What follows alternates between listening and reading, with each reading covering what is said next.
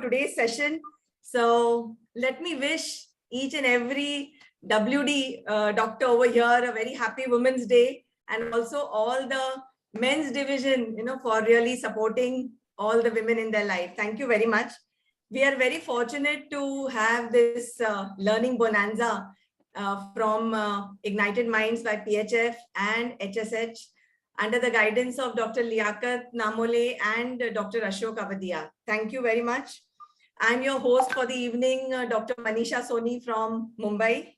And let's buckle ourselves up for a great learning. Dr. Manisha Kapoor and Dr. Manisha Soni. Yes. Let's buckle ourselves up for a great learning. And we have, wonderful speakers.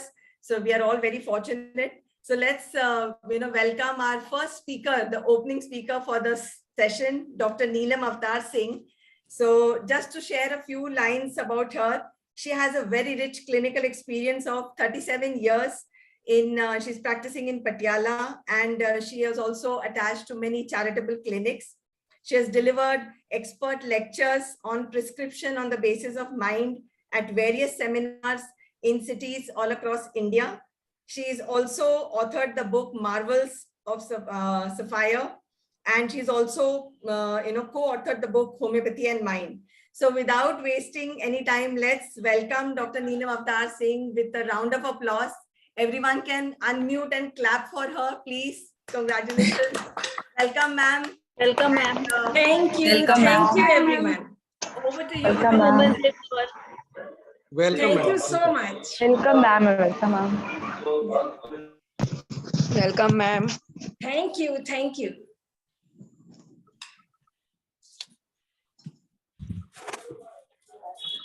Welcome, ma'am. So, hello everyone. Happy International Women's Day to all the beautiful women of this forum. From the bottom of my heart, I thank Dr. Liaquat Ali, Dr. Mansi, Dr. Ashok Avadia, and Dr. Manisha ji to organize this platform. आज specially international women पे आपने ये जो एक नया उपराला किया है, नया ये एक 7 days का कंटिन्यूसली 7 days डिफरेंट डॉक्टर्स आएंगे और डिफरेंट टॉपिक्स पे अपनी अपनी एक्सपर्टीज दिखाएंगे, उसके लिए आई एम सो हैप्पी. सो सबसे पहले You everyone know about International Women's Day. इसके बारे में थोड़ा सा मैं आपको बताना चाहती हूँ. ये 1909 में फर्स्ट टाइम कुछ women ने मिलके एक कॉन्फ्रेंस की जिसमें उन्होंने सोचा कि एक ऐसा फोरम बनाया जाए, एक ऐसा डे बनाया जाए जिसमें जो औरतों के साथ ज्यादतियां हो रही हैं, जो औरतों को security, different kind of security नहीं मिलती, तो वो मिलनी चाहिए. उनके साथ बायस्ड बिहेवियर होता है. इसके लिए उन्होंने ये एक इनिशिएटिव लिया. फिर 1910 में इनकी फिर से कॉन्फ्रेंस हुई. फिर 11 से देखो 100 से ज्यादा ईयर्स हो गए ये दिन मनाते हुए, और आज भी बहुत जगह पे औरतें बहुत पछड़ी हुई है, बहुत ज्यादा पछड़ी. लेकिन वी आर वेरी लकी कि हम इस जगह पे पहुंचे हैं कि जहां से हम अपनी आवाज बुलंद कर सकते हैं. उसके बाद 1911 से हर साल 8 मार्च को ये डे सेलिब्रेट करने लग पड़े. बहुत सारे कंट्रीज ने, पहले 17 कंट्रीज थे, फिर इसके बाद सभी कंट्रीज ने स्टार्ट कर दिया. जो 22 का मोटो है, जो थीम है, that is break the bias. जो औरतों के साथ बायस होता है, जो पक्षपात होता है, उसको तोड़ो. और इसके पीछे रीजन भी यही था कि जो इनके ऊपर सोशल, इकोनॉमिकल, कल्चरल पॉलिटिकल ये जो ज्यादतियां होती हैं उनको खत्म करो और इनकी जो अचीवमेंट्स हैं वेमेन की उनको हाईलाइट किया जाए। तो इस बार वाला जो 22 का है ब्रेक द बायस, इसका थीम है इंटरनेशनल वेमेन डे का, और इसमें 3 कलर्स हैं, purple, green and white. Purple stands for justice and dignity, justice for women and dignity of the woman. Green for hope and white for purity. So ये छोटा सा इसके बारे में 2022 के बारे में, इंटरनेशनल वुमेन्स डे के बारे में थोड़ा सा है। So आज का जो मेरा टॉपिक है दैट इज ऑन इनफर्टिलिटी या स्टरलिटी। ये भी वेमेन के साथ ही रिलेटेड है। तो अभी मैं अपना टॉपिक स्टार्ट करती हूँ। इनफर्टिलिटी या स्टरलिटी होती क्या है, हम इसको कैसे ठीक कर सकते हैं। बहुत सारे हमारे सीनियर डॉक्टर्स हैं जिन्होंने बहुत सारे केसेस ठीक किए होंगे, लेकिन फिर भी बहुत सारी ऐसी चीजें हैं कि हम हर रोज नई चीजें लर्न करते हैं। सो इनफर्टिलिटी या स्टरलिटी क्या होती है कि जब 1 साल तक मेल और फीमेल दोनों इकट्ठे रहते हैं, उनका कोई अनप्रोटेक्टेड सेक्स है, कोई प्रोटेक्ट नहीं करते, 1 साल तक अगर प्रेगनेंसी नहीं होती है तो कोई भी रीजन हो सकता है। ये रीजन मेल में भी हो सकता है, ये रीजन फीमेल्स में भी हो सकता है। मेल्स में this is related to semen count. Semen count में उसका काउंट कम हो सकता है, स्पर्म काउंट कम हो सकता है, या स्पर्म्स हेल्दी नहीं हो सकते, उसमें अनहेल्दी होते हैं, या वो मोटाइल नहीं है क्योंकि स्पर्म ने वजाइना से चल के ऊपर मोटाइल होना इसका बहुत ज्यादा जरूरी है। लो काउंट हो सकता है, लो मोबिलिटी, एबनॉर्मल स्पर्म्स हो सकते हैं। तो ये मेल्स में 2-3 चीजें ये मेन देखने को मिली हैं, लेकिन जो एक्चुअल 80% ऑफ केसेस होते हैं फीमेल्स में प्रॉब्लम ज्यादा देखने को मिलती है, क्योंकि बहुत सारा प्रॉब्लम्स कई तरह की होती है। सो सबसे पहले हम जानेंगे कि रीजन क्या है, किस रीजन की वजह से इनफर्टिलिटी होती है। हम हर रोज अपने क्लिनिक्स में देखते हैं PCOD, PCOS, polycystic ovarian disease, ये सबसे पहला और सबसे बड़ा रीजन है। इसमें ओवरीज में सिस्ट बनने शुरू हो जाते हैं, जिस वजह से पीरियड्स अपसेट हो जाते हैं, हार्मोन्स अपसेट हो जाते हैं। जो मेंसेस का 28 डेज का साइकिल है वो या तो बहुत लंबा होके 40 डेज तक चला जाता है, या 2-2 महीने एमिनोरिया होता है, पेशेंट्स को पीरियड आते ही नहीं है, या फिर 15-15 दिन के बाद आते रहते हैं और बहुत ज्यादा एक्सेसिव ब्लीडिंग होती है।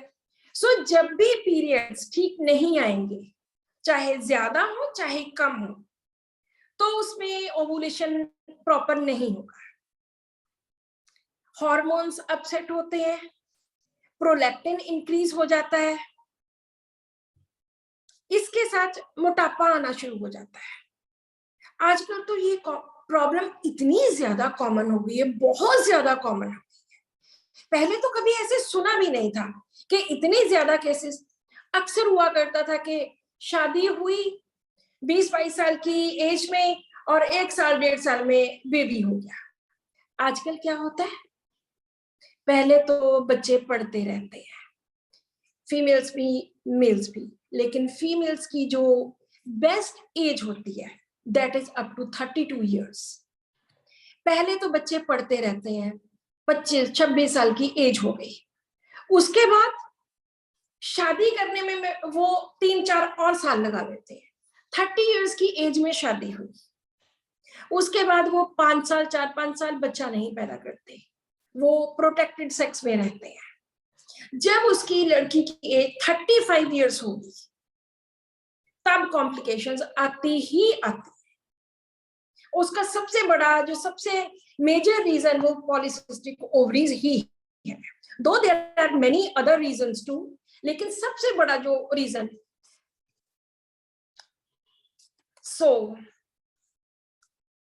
नेक्स्ट रीजन आ जाता है थायराइड का, हाइपोथायराइडिज्म या हाइपरथायराइडिज्म, दोनों में से कोई भी प्रॉब्लम होती है, लेकिन दोनों में ही स्टेरिलिटी हो सकती है।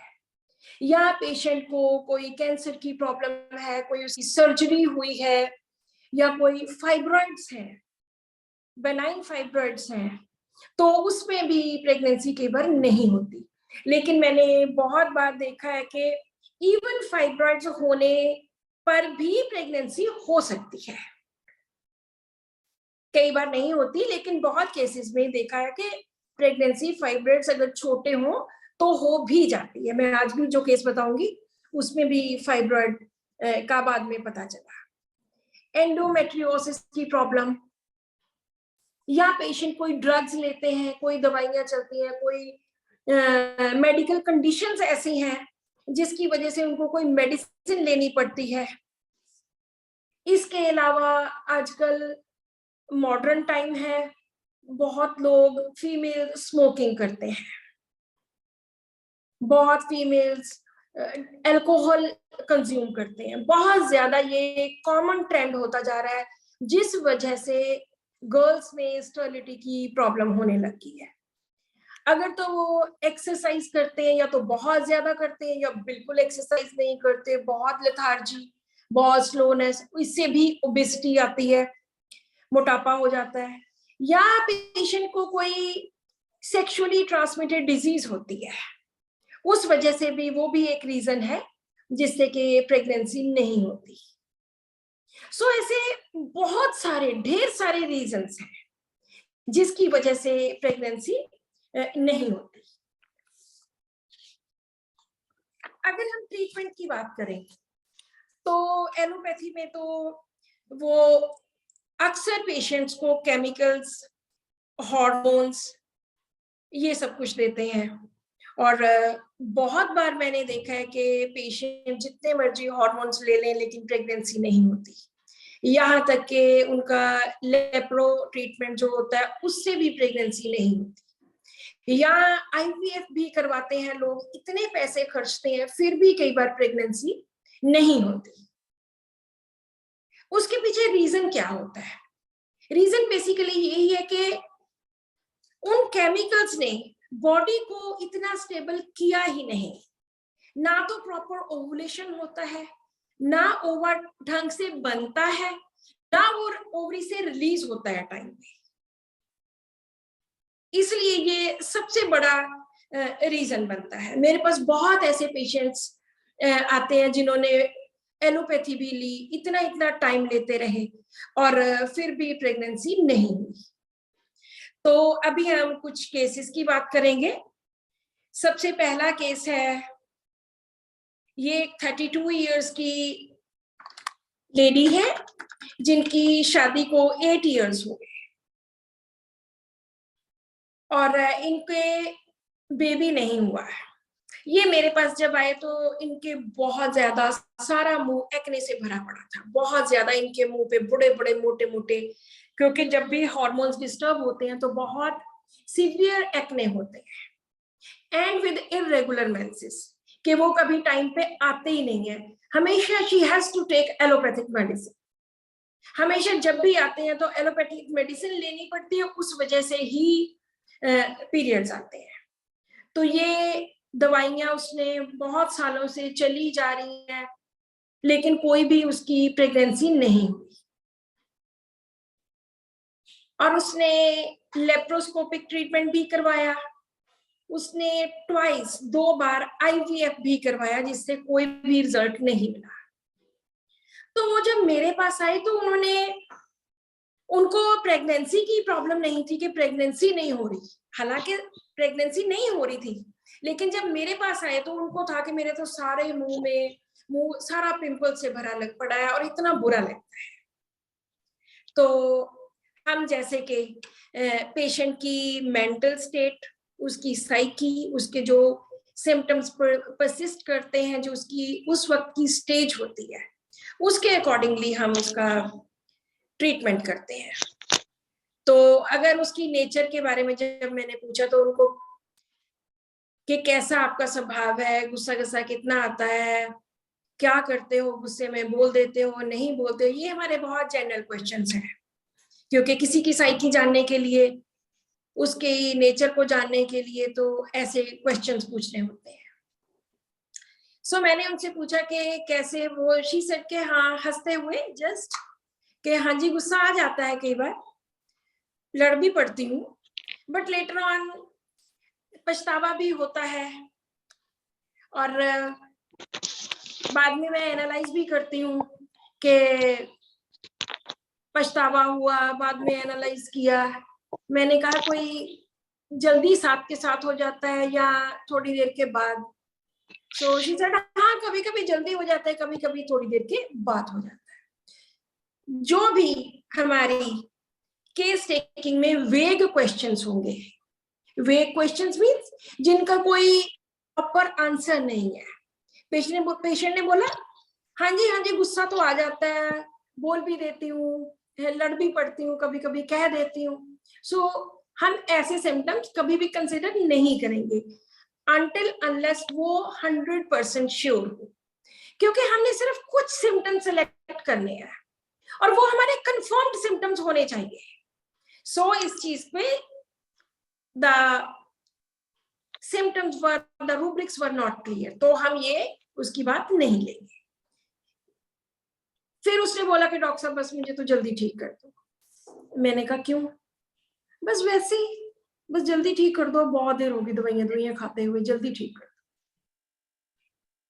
मैंने कहा कोई खास रीजन? नहीं ऐसा कुछ नहीं। सो अगेन द वेग आंसर। अगर वो इसका कोई रिप्लाई देती कि डॉक्टर साहब देखो 8 साल हो गए हमारी शादी को, इतनी देर हो गई और हमने आईवीएफ भी ट्राई कर लिया, वो भी नहीं, अब पिंपल्स है, पिंपल्स जल्दी जल्दी ठीक कर दो। अगर कुछ वो रीजनिंग देती या कुछ और बताती, फिर ये मेरे लिए कुछ क्लियर होता, लेकिन यहाँ पे भी द आंसर वाज टोटली वेग कि ठीक कर दो, बस जल्दी से ठीक कर दो। तो ऐसे हम फटाफट में के साथ केस टेकिंग कर रहे हैं, साथ के साथ रूब्रिक्स बनाने, ऐसे कभी भी रूब्रिक्स नहीं बनाने। फिर उन्होंने बोला कि डॉक्टर साहब मुझे घूमना फिरना बहुत पसंद है, मेरा दिल करता मैं घूमती रहूं। तो मैंने कहा कहाँ के, आज तक कहाँ घूमे हो? तो नहीं ऐसे तो हम कहीं ज्यादा नहीं गए, पर वैसे मुझे पसंद है। तो ये भी कोई सर्टेन आंसर नहीं हुआ। मैंने कहा आपकी हॉबीज क्या है? जब हम ऐसे हमें टोटली अनक्लियर क्वेश्चन आंसर्स, कुछ जवाब नहीं मिलते, तो फिर हम पेशेंट से पूछते हैं आपकी हॉबीज क्या है, आप क्या करते हो? She said I love music, कभी कभी सुन लेती हूँ, कभी कभी गा भी लेती हूँ, पर ज्यादा नहीं। अगेन सेम थिंग, कुछ भी क्लियर नहीं, नो। मैंने बोला कोई ड्राइंग, कोई पेंटिंग्स, कुछ ऐसा फ्री टाइम में? नहीं, आई डोंट लाइक ड्राइंग और पेंटिंग, ऐसा कुछ नहीं है। फिर जब हमें अभी तक मुझे कुछ नहीं मिला, सिर्फ एक ही बात है कि मेरे एक्ने हुए पड़े हैं, उनको ठीक कर दो। फिर हम पूछते हैं कि आप अपनी रूटीन बताइए, आप सुबह से लेके शाम तक क्या करते हैं? उसने मुझे बताया, शी सेड के वो 9:30 बजे सुबह अपने ऑफिस जाती है, रात को 9 बजे आती है। बहुत बिजी रहती है, लेकिन मैं बिल्कुल भी अपनी जॉब के साथ बिल्कुल I am not at all happy with this. मैंने कहा घर में तो सारा काम मेड ही करती है, वही खाना बनाती है, वही सफाई करती है, वही सब कुछ क्लीन करती है, तो मुझे सफाई अच्छी लगती है, लेकिन मैं करती नहीं हूं, मैं खुद नहीं करती। फिर भी कुछ नहीं मिला। मुझे हर चीज परफेक्शन में होनी चाहिए, वो मुझे पसंद है कि ज्यादा बिल्कुल सब कुछ साफ सफाई, बिल्कुल हर चीज टोटली परफेक्ट होनी चाहिए। और मैंने पूछा if there is any fight in the office do you ever take the stand, क्या आप स्टैंड ले लेते हैं अगर आपके ऑफिस में कभी कोई लड़ाई झगड़ा हो जाए? She said in some cases I take, in some cases I do not. अभी तक जो केस था सारे का सारा इट वाज टोटली वेग, कुछ भी क्लियर नहीं था। फिर मैंने कहा कुछ और बताइए, तो वो अपने आप अब बोलने लगी। जब पेशेंट हमें खुद जो चीजें बताता है वो हमारे लिए ज्यादा इंपॉर्टेंट होती हैं एज कंपेयर टू जो हम लोग पूछते हैं। वो कहती डॉक्टर साहब मुझे रोना बहुत आता है, मैं रोती बहुत जल्दी, और हमेशा मेरी एक ही विश होती है कि कोई मुझे प्यार करे। मुझे लगता नहीं है कि कोई मुझे प्यार करता है। सो मेरे मन में हमेशा यही होता है कि कोई मुझे प्यार करे, कोई लाड करे, कोई पुचकारे, इस तरह से मेरा मन करता है। बहुत अकेला महसूस करते हूँ। और घर पे तो जैसे ज्वाइंट फैमिली है तो सुबह चली जाती हूँ, रात को आती हूँ, कोई किसी से बात नहीं करता। Totally I feel very neglected. So I want someone with me. I feel too lonely. अकेला बहुत महसूस करती हूँ और मेरे मन में होता है कि कोई हो जो मुझे प्यार करे। तो बस ये एक छोटा सा पहरा जिसने उसकी दवाई निकाल दी। या तो उसके सारे आंसर्स टू दी पॉइंट थे, बिल्कुल हाँ ना वाले थे, या उसके बिल्कुल अनक्लियर एंड वेग आंसर्स थे। सो इसमें मैंने जो रूब्रिक्स लिए, शायद आप सभी ने ये मेडिसिन बहुत बार यूज की है, लेकिन बस वो छोटे से एक पैरे ने, छोटे से एक पैराग्राफ ने उसकी सारी जिंदगी बदल के रख दी। वीपिंग डिजायर के दिल करता है कि बहुत जल्दी रोना आ जाता है, बहुत दिल करता है कि रो पड़ूं, एंड मेरा दिल करता है कि मुझे कोई प्यार करे। Fondle desire for caressed desire to be, कि कोई केयर करे, कोई प्यार करे। क्यों? क्योंकि हमेशा यही लगता है कि मैं अकेली हूं घर में, कोई किसी से बात नहीं करता, totally neglected feeling. So delusion, neglected, alone feeling, loneliness, and कोई प्यार करे, कोई बात करे, consolation, ameliorate. So जो इसमें एक और बात थी जो उसने आंसर्स टू द पॉइंट छोटे छोटे बताए, बस जस्ट यस, हाँ जी आ जाता है, नहीं आता है, हाँ हो जाता है, रिपेंट भी कर लेती हूँ, कभी कभी हो जाता है, म्यूजिक अच्छा लगता है, हाँ जी हो जाता है। So ये what was this? This is answers monosyllable के आंसर सिर्फ yes या no में, ये छोटा सा एक टुक जवाब देना कि yes, हाँ, ना, ये पेशेंट करता है। So the medicine is clear, सभी को पता है, yes, this is Pulsatilla। इसमें जो ज्यादा इंपॉर्टेंट, ये मैंने इसलिए बताया कि कई बार हम, जैसे मैंने पहले स्टार्ट किया, गुस्सा आता है, हाँ जी रिपेंट भी करती हूँ, हम वो सिम्टम्स लेने लग पड़ते हैं, लेकिन हमने कोई भी जो अनक्लियर सिम्टम है, जो कंफर्म्ड नहीं है, वो हमने नहीं लेना। अगर वो अभी भी ये बात नहीं बताती तो मैं शायद उसको और आगे कंटिन्यू करती, चाहे कुछ भी पूछती। और जो सेकंड थिंग थी, आंसर्स मोनोसाइलेबल, के वो आंसर्स देती है सिर्फ छोटा सा एक टुक, छोटा सा सिंगल वर्ड में, हाँ ना, आता है नहीं आता है। So I gave her pulsatilla 1 mg 1 dose with PL for 1 month। 1 महीने के बाद उसके पीरियड्स अपने आप ही नॉर्मल टाइम पे आ गए, क्योंकि मैं जब भी इस तरह के केसेस ठीक करती हूँ तो मैं कहती हूँ एलोपैथी तो आप पहले ही बहुत ले चुके हो, so don't take any medicine, सारा कुछ छोड़ दो, बिल्कुल छोड़ दो। छोड़ने के बाद फिर मेरे पास आओ, या बिल्कुल टोटली छोड़ने के बाद ही हम होम्योपैथी स्टार्ट करेंगे। और भी मेरे पास जो केसेस हैं, उन केसेस में भी मैं हमेशा पेशेंट को कहती हूँ कि आपने ट्राई कर लिया ना, एलोपैथी आपने ले ली, आपने ट्राई कर लिया, आपने 3-4 इयर्स दे दिए उसको, अब जो मुझे टाइम देना है वो होली सोली मुझे ही दीजिए। बिल्कुल आप होम्योपैथी पे ही फोकस करें कि आई विल टेक होम्योपैथी। तो 1 महीने के बाद उसके पीरियड्स अपने आप ऑन टाइम आए और उसका फेस बहुत क्लियर हो गया जस्ट इन 1 मंथ।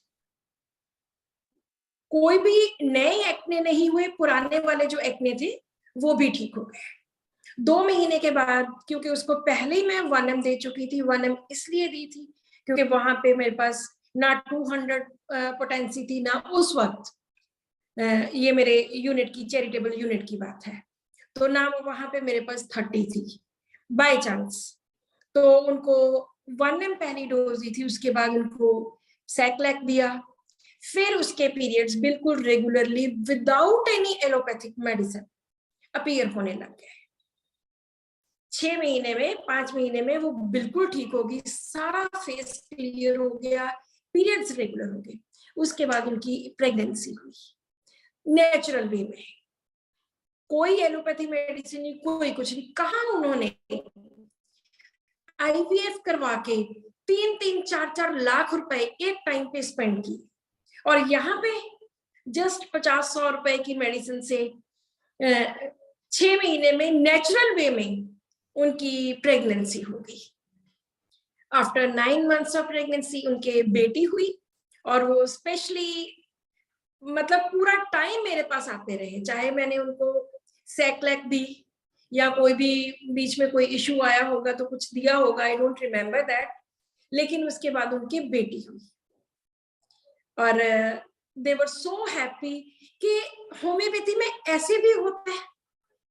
उन्होंने बहुत सारे पेशेंट्स मेरे पास, उनकी सारी फैमिली मेरे से मेडिसिन लेती है। सो this is a beautiful case of pulsatilla. Pulsatilla 1M 1 dose और प्रेगनेंसी पॉजिटिव एंड उनकी बेटी हुई। अब हम दूसरे केस की बात करते हैं। ये केस भी बहुत ज्यादा मेरे लिए बहुत मायने रखता है। हमारे पटियाला के ही पेशेंट थे, उनकी बेटी अमेरिका में रहती है, तो उसके एक बेटा था पहले 10 इयर्स का। तो अभी उनके मन में था कि एक और बेबी हो, तो उन्होंने ट्राई किया और वो पहली बार ट्राई किया तो 7 वीक्स पे अबॉर्शन हो गई। फिर उन्होंने दोबारा और टेस्ट वगैरह करवाए तो उनके भी पीसीओडी की प्रॉब्लम निकली। डॉक्टर्स ने उनको हार्मोन्स दिए, मेटफॉर्मिन दी, उनका आयरन भी कम था, उनके विटामिन कम थे, उनका बहुत ज्यादा प्रॉब्लम्स थी और उनमें ओबेसिटी बहुत ज्यादा थी। शी वाज 84 किलोग्राम्स और उनकी एज थी 37 इयर्स। एज भी ज्यादा, जब वो बेटा हुआ था तब उनकी 27 इयर्स की एज थी। तो बीच में बहुत बार ट्राई करते रहे लेकिन प्रेगनेंसी हुई नहीं। जब एक बार हुई तो 7 वीक्स पे वो अपने आप ही अबॉर्ट हो गया। तो जब वो मेरे पास आए तो मुझे कहते हैं कि my biggest stress is I need a baby, I need a child, बहुत डेस्परेटली, आई लव किड्स और मुझे बहुत ज्यादा जरूरी चाहिए, बस आप कोई ऐसी मेडिसिन दो कि मुझे बेबी मिल जाए।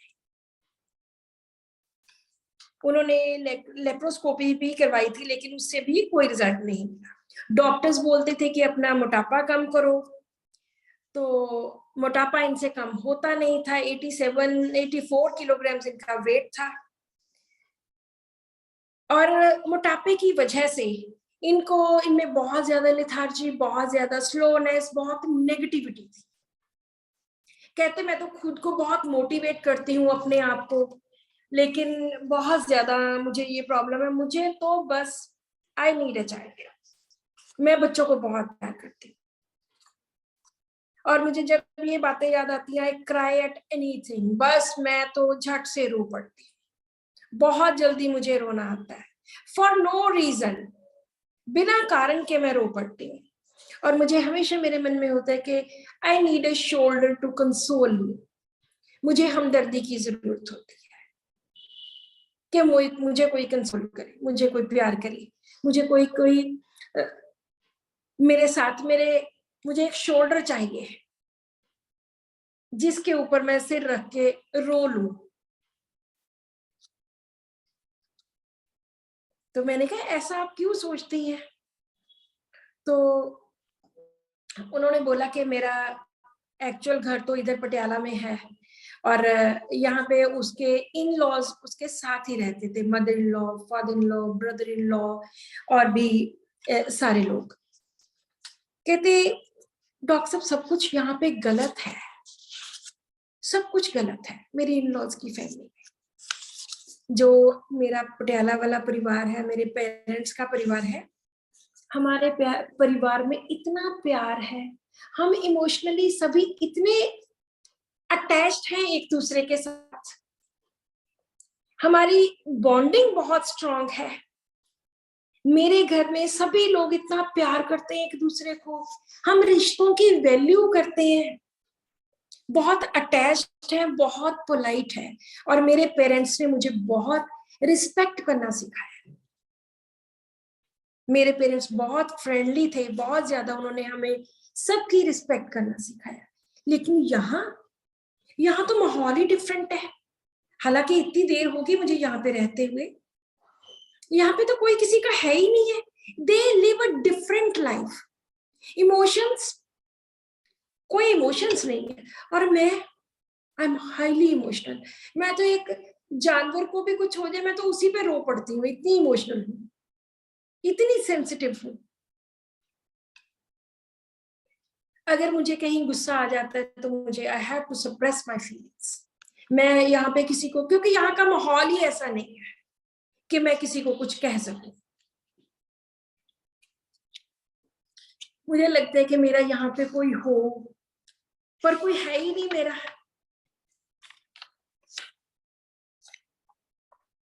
She said I am highly responsible. Doctor साहब बहुत ज्यादा रिस्पॉन्सिबल, हर चीज के लिए बहुत ज्यादा, मैं सब कुछ करती हूँ बहुत ज्यादा ढंग से, प्रॉपरली। मैं किसी के साथ आर्गू नहीं कर सकती। यहाँ के लोग जो मुझे बिल्कुल पसंद नहीं, क्योंकि वो लड़ते बहुत है सारे के सारे।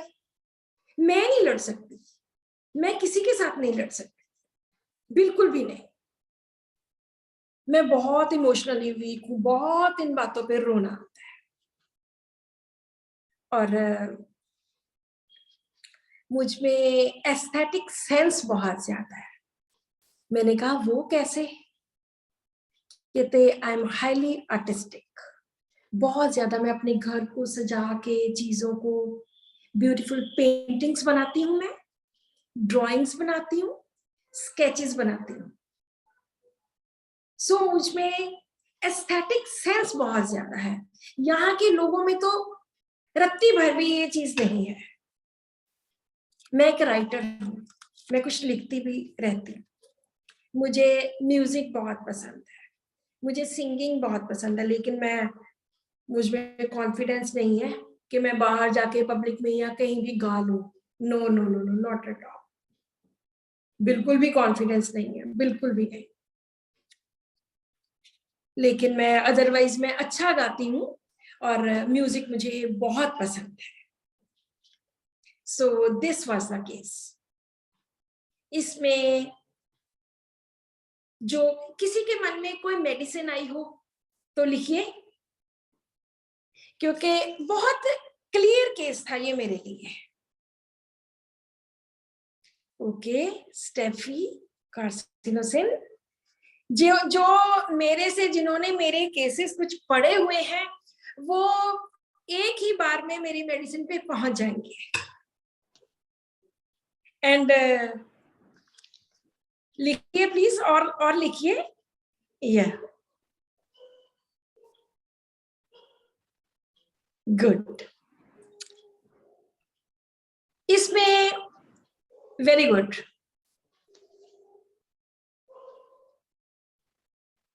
कार्सिनोसिन, पल्साटिला, एंड एक और किसी ने मेडिसिन कुछ लिखी थी, आर्टेबिलिटी। गुड। सो सबसे पहले जो मैंने उसका रूब्रिक लिया, जिस हिसाब से वो बोल रही थी, इट वॉज वेरी माइल्ड। तो मैंने उनका सबसे पहला रूब्रिक लिया माइल्डनेस। अपने मन में कभी भी नोशंस नहीं बनानी कि वो माइल्ड है, वो रो रही है, उसको हमदर्दी की जरूरत है तो वो पल्सर है, मैं कभी नहीं बनाती। क्योंकि अगर हम हमदर्दी लें, रोना लें, तो उसमें कम से कम 8 मेडिसिन, 7-8 मेडिसिन हैं जो इन दोनों रूब्रिक्स में आती हैं। तो पल्सर के बारे में मैं कभी, किसी भी मेडिसिन के बारे में मैं कभी भी एक फटक से नहीं जाती कि बस इसकी तो वो दवाई है, नो। मैं हमेशा रेपर्टराइज करती हूँ टू एवरी केस। और बहुत बार मैंने देखा है कि रेपर्टराइज करने से हमारा विजन थोड़ा और क्लियर होता है।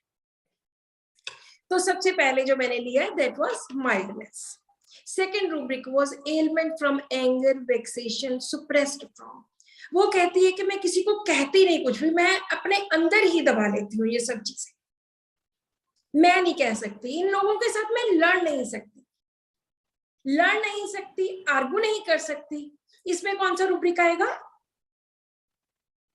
मैं लड़ नहीं सकती, मैं इनके साथ आर्गू नहीं कर सकती। Anyone? Quarreling aversion. Quarreling Okay. aversion to Okay.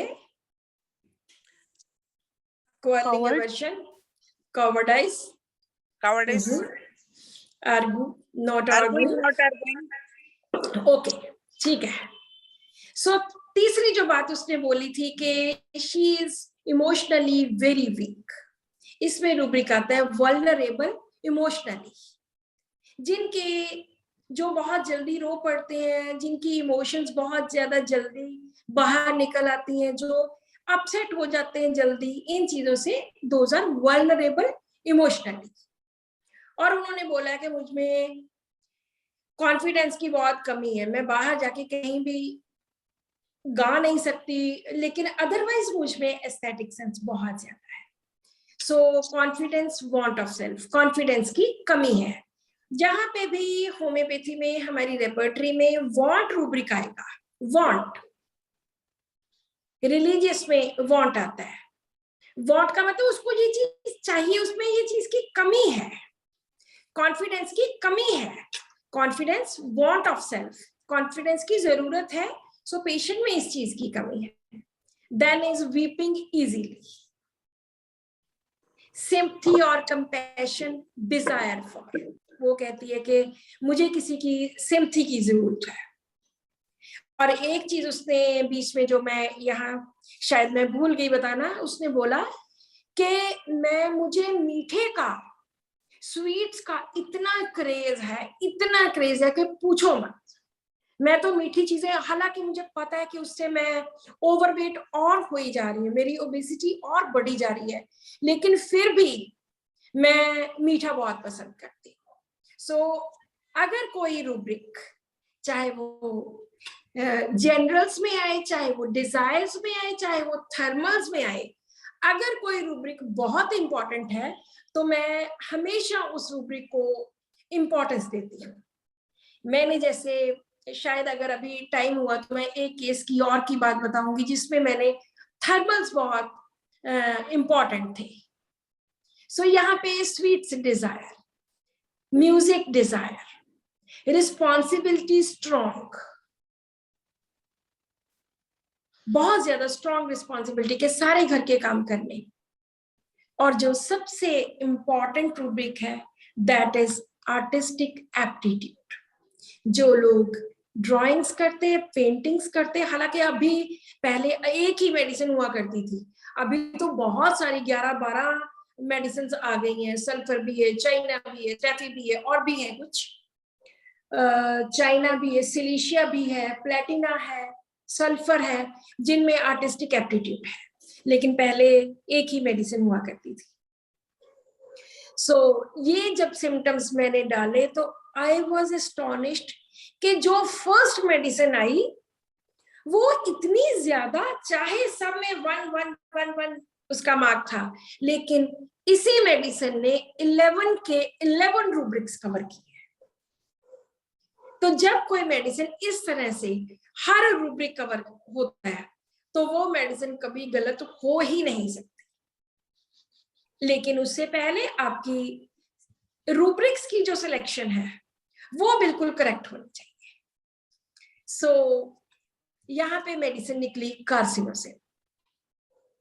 अगर हम पल्स देखते हैं तो पल्स में एलिमेंट फ्रॉम एंगर वेक्सेशन सुप्रेस्ड नहीं है, पल्स में आर्टिस्टिक एप्टीट्यूड नहीं है, पल्स में म्यूजिक डिजायर नहीं है। ये वो चीजें हैं जो उसने खुद मुझे बताई। मैम वो जो बोली मुझे एक शोल्डर चाहिए रोने के लिए, प्यार करने के लिए, इसीलिए पल्स आ रहा था। That is sympathy, compassion, desire for. उसके लिए हम फटाफट पहुंच जाते हैं ना कि पल्सटिला को एक शोल्डर चाहिए। यस हाँ, इसलिए तो कभी भी ये एक मेडिसिन पे ऐसे नहीं पहुंचना, always repertorise. I was really astonished कि कैसे एक ही मेडिसिन सारे के सारे, हालांकि होता नहीं है ऐसे, बहुत बार एक दो हमें रूब्रिक्स इधर उधर करने पड़ते हैं, या होता है कि ये नहीं हो रहा चलो हम इसको छोड़ सकते हैं। जैसे 10 रूब्रिक्स डाले तो उसमें से हम कहते हैं कि चलो अगर 2 नहीं भी कवर किए तो कोई बात नहीं, लेकिन दिस वाज हाईली एस्टोनिशिंग कि इसने सारे के सारे 11 के 11 रूब्रिक्स कवर किए। फिर मैंने सोचा कि ये लड़की कॉन्ट्राडिक्ट नहीं करती किसी को, तो मैं देखूं कि क्या कार्सिनोसिन कॉन्ट्राडिक्ट करता है। मैंने रूब्रिक डाला कॉन्ट्राडिक्ट डिस्पोजिशन के देखूं, सो कार्सिनोसिन वाज नॉट देयर। ये हमारी रेट्रो स्टडी होती है, उससे कंफर्म हो जाता है। फिर मैंने देखा कि चलो, उसने एक बात और बोली थी कि मैं पब्लिक में गाना तो मैं बहुत अच्छा गाती, लेकिन पब्लिक में मैं बहुत शर्माती हूँ, मैं नहीं वहां जा सकती। तो मैंने सोचा कि timidity about appearing in public में कार्सिनोसिन है या नहीं है। No, it was not there. So मेरी मेडिसिन कंफर्म होगी, क्योंकि ये दूर रहते थे तो मैंने इनको कार्सिनोसिन 1 की 3 डोजेस भेजी, साथ में 3 मंथ्स के लिए सैक्लैक। तो जब उनका फर्स्ट फॉलो अप आया, उसमें वो बोलते हैं कि better in all aspects, menses regular, flow for 5 days. Regular 5 days का फ्लो स्टार्ट हो गया। सो सबसे पहले मेंसेस रेगुलर होंगे, पीरियड्स रेगुलर होंगे। Physically, I have become more active. My mood is much better now. I'm a bit stronger now. ये उनका first follow up था। और उन्होंने बोला कि मेरा 2 किलो वेट रिड्यूस हुआ। चाहे 2 किलो वेट की मुझे कोई इतनी अहमियत नहीं लगी कि 84 किलोग्राम्स वेट है और 2 किलो वेट कम हो गया, and the patient is so happy. तो चलो कोई बात नहीं, ये उसकी साइकी है। तो 2 किलो उनका वेट रिड्यूस हो गया। But she said my concern is pregnancy. मुझे प्रेगनेंसी नहीं हुई, but I need a child, मुझे तो बेबी चाहिए बस। फिर 3 मंथ्स के लिए कार्सिनोसिन 1 3 डोजेस फिर से दी, साथ में सैक्लैक। फिर उनका सेकंड फॉलो अप आता है आफ्टर 6 मंथ। पहले 3 महीने हो गए, उसके बाद फिर 3 महीने।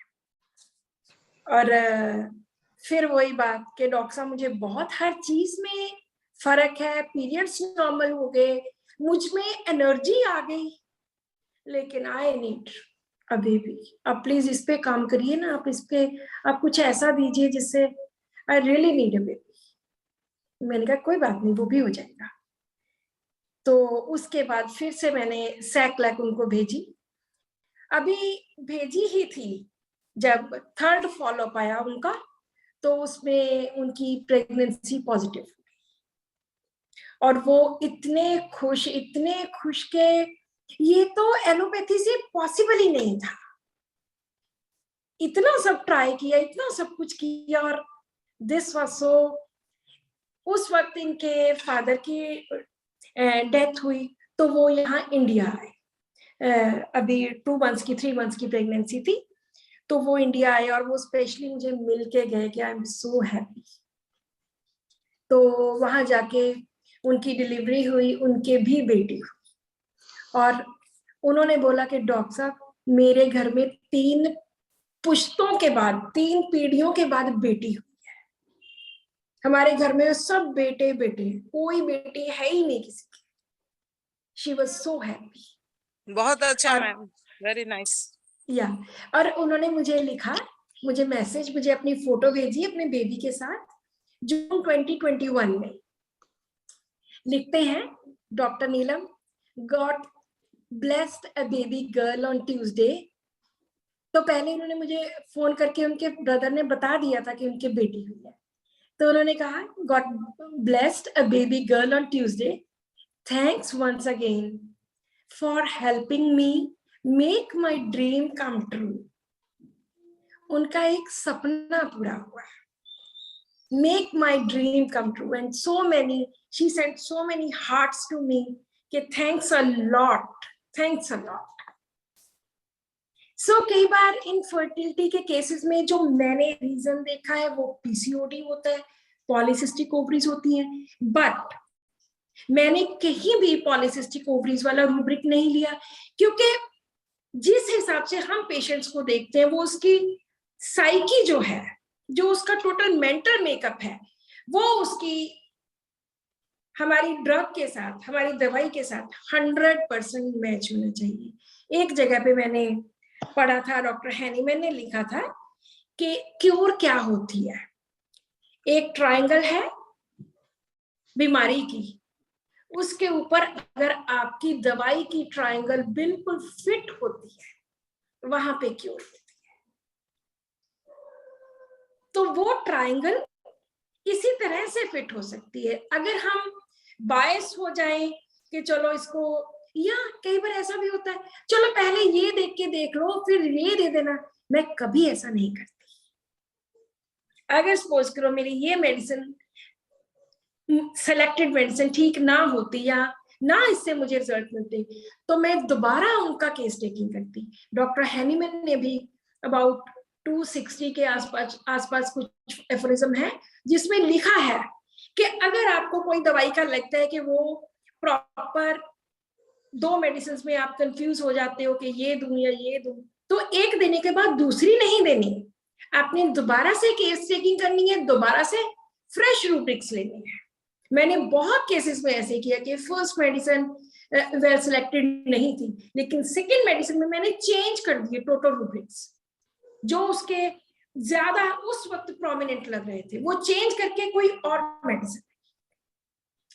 एक डॉक्टर ने यहाँ पे स्टेफी भी लिखा था। स्टेफी भी इमोशनली वल्नरेबल नहीं है, और स्टेफी को सिंपैथी एंड कंपैशन की डिजायर नहीं है, कंसोलेशन की डिजायर नहीं है, आर्टिस्टिक एप्टीट्यूड नहीं है, और स्टेफी में रिस्पॉन्सिबिलिटी स्ट्रॉन्ग नहीं है। ऐसे हम इन सब जो 4-5 मेडिसिन हैं उनको हम कंपेयर कर सकते हैं। कार्सिनोसिन अकेली ने ऑल द 11 रूब्रिक्स कवर किए, बाकी उसके साथ लाइकोपोडियम थी, नेट्रम्योर, पल्साटिला, स्टेफी, इन चारों ने 8-8 रूब्रिक्स कवर किए। लेकिन जो उसका मेन सबसे बड़ा, जो सबसे इंपॉर्टेंट उसकी जो बात थी, आर्टिस्टिक एप्टीट्यूड, वो सब में मिसिंग था। So this was a beautiful case of carcinosin. So एक और मैं छोटा सा केस एक और बताना चाहूंगी जिसमें बहुत अच्छा मुझे रिजल्ट मिला। So ये मेरे बहुत किसी क्लोज का केस है, बहुत ज्यादा क्लोज, जो मेरे दिल के बहुत क्लोज है। So बहुत प्रॉब्लम्स थी, थायराइड था, पॉलीसिस्टिक ओवरीज थी, कंसेप्शन नहीं हो रही थी, 1 साल से ट्राई कर रहे थे, शादी को 5 साल हो गए थे, TSH 11 हो गया, सारे टेस्ट किए, हाशिमोटो टेस्ट पॉजिटिव आया, 3 टाइम्स ज्यादा आया, तो फर्टिलिटी इश्यूज बहुत ज्यादा हो गए। 1 साल तक शी टुक एलोपैथिक मेडिसिन। पहले थायरोनॉम 25 mcg ले रहे थे, फिर 50 mcg की, हालांकि TSH नॉर्मल आ रहा था, फिर 75 mcg कर दी। तो 1 साल बीत गया, 1 साल ऐसी सभी मेडिसिन लेते रहे। आखिर में मैंने पूछा कि आप कर क्या रहे हो, क्या चल रहा है, आपकी प्रॉब्लम कम तो कोई हो नहीं रही, बढ़ी जा रही है, ये हो क्या रहा है 1 ईयर से। एंड वो भी बहुत अपसेट थी कि इतनी एलोपैथी ले रहे हैं, इतना 1 साल से ऊपर हो गया, तो I am really very upset with this. मैंने कहा कोई बात नहीं, तुम मुझे बताओ क्या प्रॉब्लम है, क्या क्या सिम्टम्स है, एंड फिर मैं अपने अकॉर्डिंगली मेडिसिन सेलेक्ट करती हूँ, क्योंकि मैं भी उस बात से अपसेट थी कि प्रेगनेंसी नहीं हो रही थी।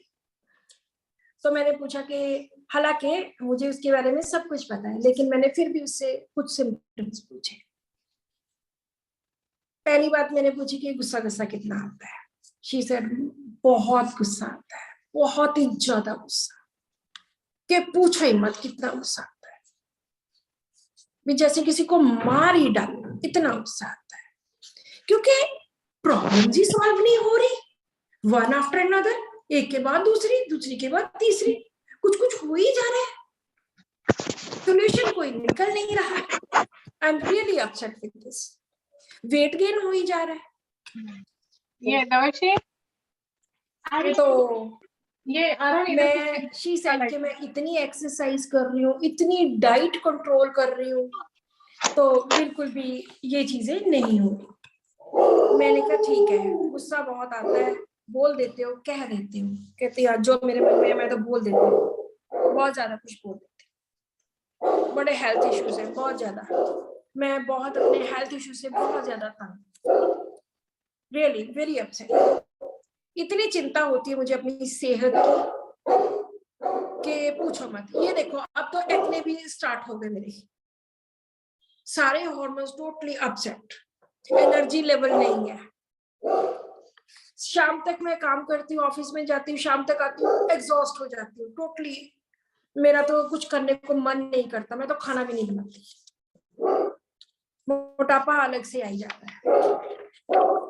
फिर मैंने उससे पूछा कि अगर कभी तुम्हारे हस्बैंड बीमार हो जाए तो तुम उनकी कितनी केयर करती हो, क्योंकि उसको हेल्थ की बहुत ज्यादा चिंता थी। तो शी सेड के ओहो, फिर तो मुझे सारी रात नींद ही नहीं आती, फिर तो मैं सारी रात उनको देखती रहती हूँ कि ठीक है, बुखार हुआ था, उतर गया, नहीं उतरा, मतलब फिर तो हद से ज्यादा, इवन अपनी सेहत की भी शी सेड बहुत ज्यादा, हद से ज्यादा चिंता होती है।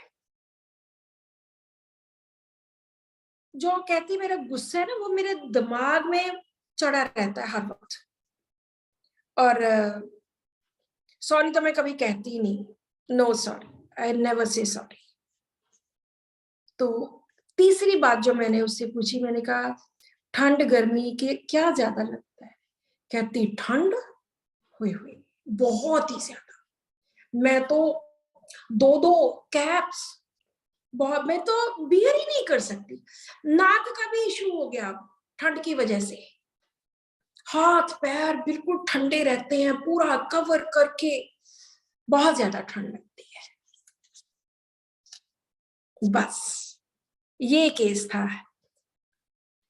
और भी बहुत चीजें हैं, कॉन्स्टिपेशन है, वीपिंग मूड रहता है, ये वो वगैरह वगैरह, लेकिन इन 3-4 चीजों के बेसिस, जो मेरे से पढ़े हुए हैं, मेरे स्टूडेंट्स हैं, वो इस मेडिसिन पे एक क्लिक में पहुंच जाएंगे। हिप्परसल्फ लग रहा है। Yes, this is hepar sulph. Hepar sulph में 3 थिंग्स जो मैंने देखा है, मैंने प्रैक्टिकली देखा है, मैंने कभी हिप्परसल्फ 15-20 साल पहले कभी इस मेंटल बेसिस के ऊपर कभी भी नहीं दी थी। हिप्परसल्फ में गुस्सा बहुत ज्यादा होता है, इतना ज्यादा गुस्सा होता है कि मार ही डाल, मार डालू का मतलब ये नहीं होता कि सच में मार देना, मतलब इतना ज्यादा गुस्सा, वायलेंट गुस्सा होता है। और दूसरा, केयर इतनी ज्यादा कि पूछो मत, फिर रात को जाग जाग के देखना। और इसमें जो सबसे इंपॉर्टेंट, चिली, पेशेंट बहुत ज्यादा चिली, जब मैंने फर्स्ट टाइम ये थीम हिपरसेल्फ का पकड़ा था, तो उसमें वो पेशेंट भी ऐसा ही था कि मार दूं, मार डालूं, और कहता मैं गर्मियों में भी कैप लेके सोता हूं। मैंने उनसे पूछा कि एसी वगैरह, कहते एसी, रब रब करो डॉक्टर साहब, केड़ा एसी, मैं नहीं एसी लगा सकता। मतलब इतना ज्यादा ये चिल्ली होता है कि बिल्कुल भी एसी नहीं लगा सकता। सो आप इमेजिन नहीं करोगे, फर्स्ट मंथ में मैंने इनको हिपरसेल्फ, क्योंकि ये बाहर रहते हैं ये भी, तो मैंने बोला कि हिपरसेल्फ की कौन सी पोटेंसी है आपके पास। She said I have 200। मैंने कहा कोई बात नहीं, 200 ले लो। अगले ही महीने इनकी प्रेगनेंसी हो गई, वेरी नेक्स्ट मंथ। ये केस मैंने डॉक्टर मान से भी डिस्कस किया था कि डॉक्टर साहब ये ऐसे ऐसे रूब्रिक्स हैं, ऐसे ये है, तो उन्होंने भी हिपरसेल्फ ही निकाली थी। तो हिपरसेल्फ देने के बाद जस्ट सेकंड मंथ ही प्रेगनेंसी होगी और इनके भी एक ब्यूटीफुल डॉटर पैदा होगी। सो एक मुझे और केस याद आया, नॉट स्टर्लिटी, हिपरसेल्फ का। वो लेडी की वर्षन क्या थी, वो लेडी कहती कि मैं अपने बच्चों को इतना, मुझे गुस्सा आता है, मैं इतना पीटती हूँ ना, इतना मारती हूँ कि जैसे मुझे उनको कोई प्यार मोहब्बत ही नहीं होता उनके साथ। लेकिन जब मेरे घर वाला कोई बीमार हो जाए, मैं फोन कर करके उनको तंग करती हूँ, इतना ज्यादा मैं मर जाती हूँ। ये दो चीजें हिपरसेल्फ में बहुत ज्यादा चाहे कॉन्ट्राडिक्टरी हैं, लेकिन मैंने डिप्रेशन के केसेस जस्ट हिपरसेल्फ की एक डोज देके इसी बेसिस के ऊपर ठीक किए हैं। कभी मौका मिला तो हिपरसेल्फ पे और लंबी बात कर सकते हैं, लेकिन जो इसका मेन क्रक्स है वो ये तीन चीजें मैं अक्सर नोट करती हूँ। एंगर वायलेंट, बहुत ज्यादा कि मार ही दूं, लेकिन अगर वो बीमार हो गया तो मर जाना कि बीमार क्यों हो गया, फोन करी जाना, बार बार पूछी जाना, बुखार उतर गया ना, ठीक हो गया, दवाई खा ली नहीं खा ली, लाइक दिस। फिर इतनी ज्यादा anxiety for the health of relatives, इसमें रूब्रिक है हमारे पास। And third thing is chilly. So this is all about infertility, उसके कुछ रीजंस एंड उसके कुछ केसेस। Any questions? अगर आपके मन में कोई भी क्वेश्चंस है तो you can ask please. Hello, ma'am. Yes. Congratulations for such a nice results and nice cases. Thank you. Ma'am वो पहले वाली केस थी ना कि पॉइंट टू पॉइंट वो आंसर करती थी, तो उसमें हम लैकोनिक, ये एक रुब्रिक आता है ना? कौन सा?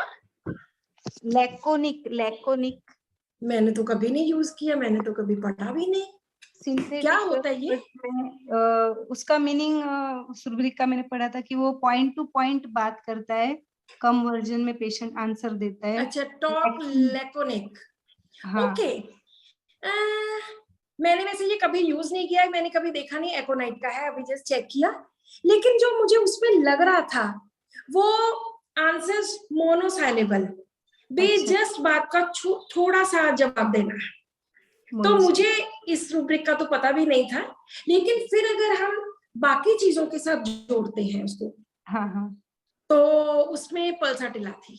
पल्साटिला को मैंने इसी तरह से लर्न किया कि मैंने बहुत बार बाद में भी यूज किया ये वर्ड मोनोसाइलेबल। एंड बाय नॉडिंग, मैंने जो पल्साटिला की वीडियो बनाई है, जो यूट्यूब पे वीडियो है मेरी पल्साटिला वाली, उसमें मैंने आंसर्स का लिखा है कि आंसर्स वो कैसे देता है पल्साटिला। बाय नॉडिंग, बस हाँ ना, मोनोसाइलेबल, यस और नो, या नो, ज्यादा नहीं, बस ऐसे। सो इसलिए मैंने वो रूब्रिक ज्यादा स्पेसिफिकली बताया कि हम ये रूब्रिक यूज कर सकते हैं बाकी जगह पे, और मैंने ये कभी यूज नहीं किया और मुझे पता भी नहीं था। टॉक, ये टॉक के अंडर है, वो आंसर के अंडर है। I'll definitely see this week. Thank you, ma'am. Yeah. Hello ma'am. Yes. Yes ma'am, आज का लेक्चर बहुत शानदार रहा। तीनों केसेस बहुत अच्छे, और सॉरी टू से आपको चीजें पसंद नहीं आती, पर मैं आज आपको कहना चाहती हूँ, you are looking so gorgeous, beautiful और वेरी प्रेटी।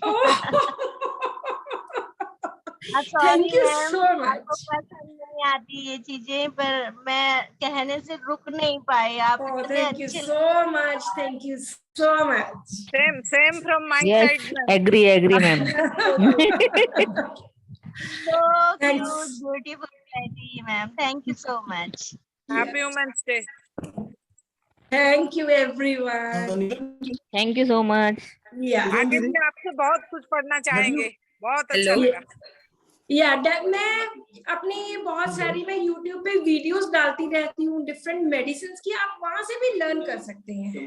मिलाकर पहचान के लिए। हेलो, यस, बहुत ही बढ़िया जी। मैडम, और सुनना Thank you. चाहते थे लेकिन टाइम की वजह से नहीं सुन पाए थे अभी। कोई बात नहीं, हम आगे फिर सेशन रख लेंगे किसी और चीज पे, किसी और टॉपिक पे। Yes sir, yes. नीलम दीदी, thank you Neelam ji. Madam, sir कुछ बोलना बहुत चाह रहे थे। धन्यवाद। हाँ जी, डॉक्टर लियाकत। दीदी एक बात बताइए, आप जैसे इनफर्टिलिटी में, मतलब मेरा एक्सपीरियंस ये है कि you start using 6C potency. Okay, कर सकते हैं, मतलब बहुत इमीडिएट रिजल्ट आता है। मतलब I have tested over more than like definitely मैं अगले केसेस में जरूर करके देखूंगी। Try 6C. You will find 6C. बहुत अच्छा I will result। definitely I'll try. Even nosodes I have used in 6C in infertility. Oh wow, very nice. मतलब carcinosin 6C, tuberculinum, medoranum also I have used in 6C potency. Okay, मैंने actually कभी भी 6C potency use नहीं की। अच्छा, कभी भी नहीं, किसी भी केस में कभी नहीं। हम हर केस 30 पोटेंसी से स्टार्ट करते हैं, 30 then 200 then 1M। तो कभी मैंने ट्राई भी नहीं किया। तो डेफिनेटली डॉक्टर साहब आपकी ये मैं सजेशन जरूर मैं ट्राई करूंगी डेफिनेटली। क्योंकि तो क्या है ना कि मैक्सिमम प्रूविंग्स जो है ना दवाइयों के, वो 6 पोटेंसी और 12 पोटेंसी में हुए हैं। तो जो रूब्रिक्स आए हैं मैक्सिमम, वो उस पोटेंसी में आए हुए हैं जी। इसीलिए फिर क्या होता है ना कि वो रूब्रिक की वो वेवलेंथ भी होनी चाहिए ना हमको, पोटेंसी वाली। डॉक्टर हमारी तो जो एसोसिएशन है ASRH, हमने तो ये एक रूल बना दिया था 20 साल पहले कि हमने हर ये पोटेंसी का चक्कर ही खत्म कर दो। हमने हर केस को 30 से ही स्टार्ट करना है।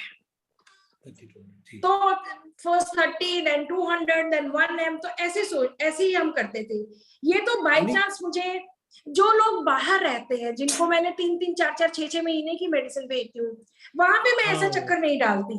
मैं कहती हूँ कि रिपीट करनी है 1 महीने में 1 डोज ही रिपीट करनी है, तो हम 1M की ही लो। वो मैं डॉक्टर जैन शॉल्टन को फॉलो करती हूँ। वो ऐसे ही किया करते थे। उनको हमने एक बार बुलाया था पटियाला में, तो यहाँ पे उनका सेमिनार हुआ था, इट वाज इन 98। तो उन्होंने बताया था कि 1M पोटेंसी हम ऐसे महीने में इस तरह से रिपीट करते हैं। आई फॉलो यूज करता है। मैं मिला हूँ जैन शॉल्टन को, मिला हूँ मैं, वो बहुत ज्यादा 1M 10M यूज करता है। आई नो हिम जी। मैं कई बार 1M जाके 6C पर आके देखा हूँ and I have got results on 6C। Oh wow, infertility में। हाँ, इसीलिए I was going to tell you कि यू ट्राई 6C वंस। आप देखो, जैसे आप एक्सपेरिमेंटल बेसिस पे 10 पोटेंसी में 6C और 10 में अलग यूज करके देखो and you see the difference ji.